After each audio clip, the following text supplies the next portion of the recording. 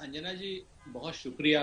कहते हैं ना कि पत्थर मुझे कहता है मेरा चाहने वाला, मैं मोम था उसने मुझे छूकर नहीं देखा, आंखों में रहा दिल में उतर कर नहीं देखा, कश्ती के मुसाफिर ने समंदर नहीं देखा। कट्टरपन और आतंकवाद को जिस बुरी तरीके से हमने झेला है, इंदिरा जी की शहादत हुई, राजीव गांधी की शहादत हुई, सरदार बेंत सिंह की शहादत हुई, इन्हीं कट्टरपंथियों के द्वारा शहादत हुई, इतनी आतंकवादियों के द्वारा शहादत हुई। और आश्चर्य की बात है, और वहां पर भी नक्सली हमला जो दंतेवाड़ा में हुआ था, उस पर भी कांग्रेस के ही लोगों पर शहादत हुई, भाजपा की सरकार थी। मैं आपको दो तीन बातें बहुत स्पष्ट कहता हूं।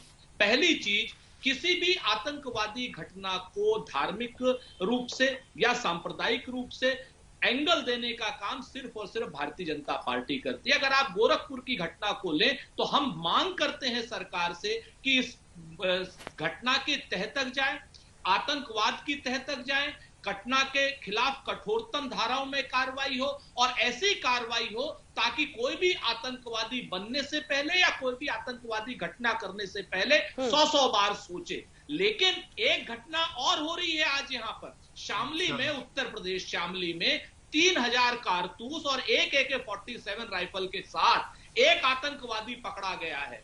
उस पर क्या कहा जा रहा है कि साहब एक युवक पकड़ा गया, एक आतंकवादी पकड़ा गया कि AK-47 और 3000 कारतूस, कोई एक युवक है, ये छोटा मोटा अपराधी नहीं आ सकता। हमारी मांग है सरकार से कि कहीं वो ऐसा तो नहीं कि क्या नाम, ये गोरखपुर की घटना से उस आतंकवादी के भी तार जुड़े हो जिसका नाम अनिल या पिंटू है।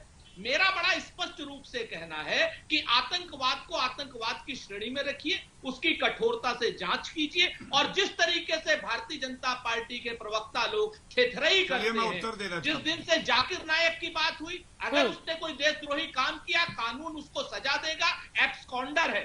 पिछले 7 सालों से ये सरकार उसको पकड़ नहीं पा रही, मलेशिया से प्रत्यार्पित नहीं कर पा रही, दाऊद इब्राहिम को पकड़ने का इन्होंने ढकोसला किया, आज तक नहीं पकड़ पाए। मुझे तो ऐसा लगता है कि इन लोगों का ही तो कनेक्शन नहीं है उनसे।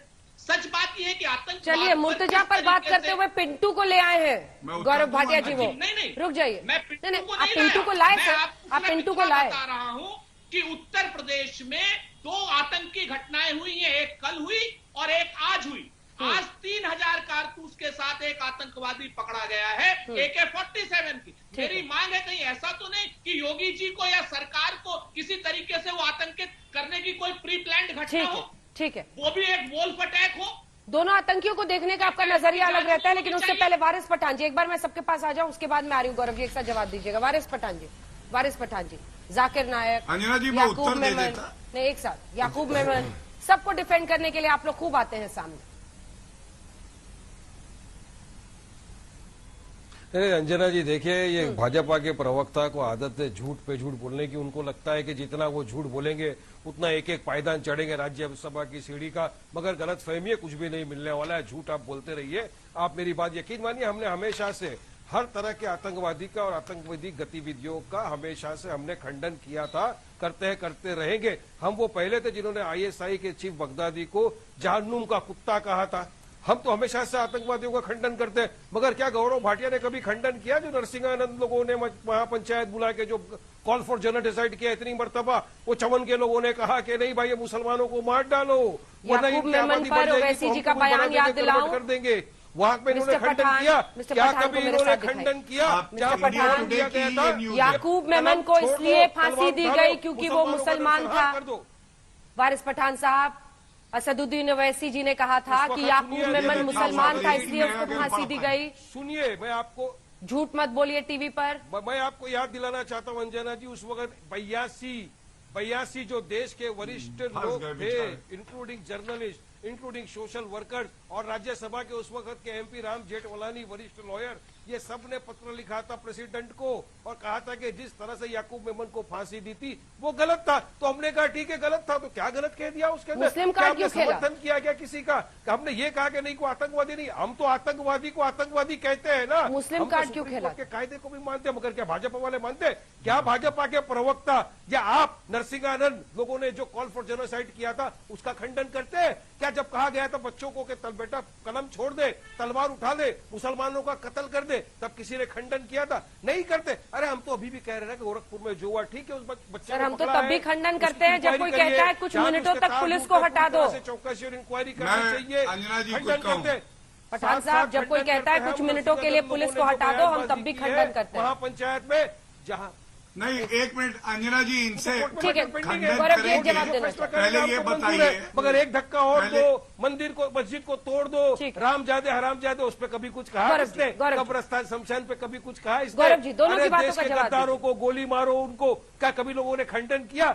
हम तो खंडन करते हैं, मगर ये कभी खंडन नहीं करते। इनकी वजह से आज देश के अंदर अराजकता बढ़ रही है। आज देश का माहौल क्या कर दिया अंजना जी इन लोगों ने? हिंदू मुसलमान को डिवाइड कर दिया पूरी तरह से। गाय हमारी, बकरा तुम्हारा, भगवा कलर हमारा, हरा कलर तुम्हारा, कर रंगों में भी बांट दिया इन्होंने। और उत्तर दे खंडन नहीं करना, एक इंसान को आतंकवादी घोषित कर देंगे क्या?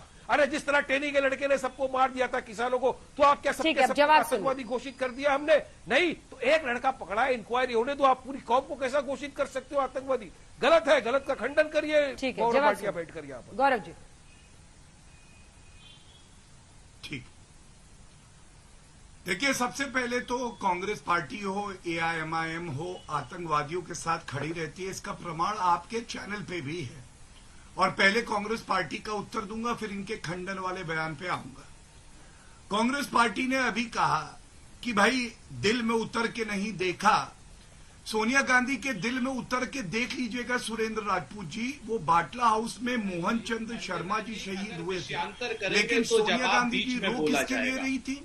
जिस तरीके से ये बदतमीजी कर रहे हैं गौरव भाटिया सोनिया गांधी जी का नाम लेकर के, शांत कराइए, मेरे ख्याल से शांत कराइए प्लीज, कोई बदतमीजी नहीं कर रही। नहीं, वो बाटला हाउस एनकाउंटर में सोनिया गांधी का स्टैंड बता रहे हैं सुरेश जी। हरकतें करना बंद जी बताएंगे और रोई थी स्टैंड बताएंगे। जी हाँ, सुन लीजिए, सुन लीजिए, मैं 100 बार बताऊंगा।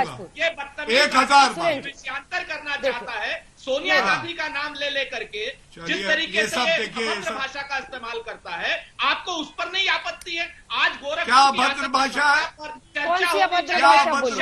चर्चा होनी चाहिए। अभद्र शब्द अगर बोली हो क्या अभद्र भाषा बोली? क्या अभद्र भाषा बोली? सोनिया गांधी मैं फेंकू या नरेंद्र मोदी या बाकी चीजों पर बात करूं, उचित रहेगा? ठीक है, हम विषय के अलावा अगर एक भी अपशब्द बोला गया तो मैं उनको रोकूंगी, लेकिन वो फैक्ट्स को कोट कर रहे हैं, इससे मैं उनको नहीं रोक सकती। सुरेंद्र जी, उन्होंने कोई भी अभद्र भाषा नहीं बोली है उनके लिए, उन्होंने यूट्यूब बोला। ठीक है, बिल्कुल बिल्कुल फैक्ट कोट कीजिएगा, मैं आपके पास आऊंगी। गौरव जी अपनी बात पूरी कीजिए।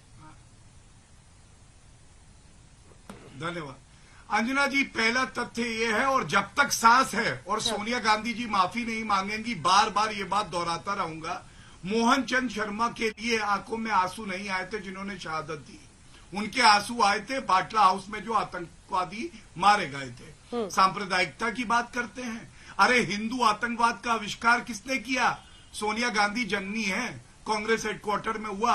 और एक बात जान लीजिए, ये जो ट्विन टावर्स उड़ाए गए ना, जय श्री राम का नारा लगा के नहीं उड़ाए,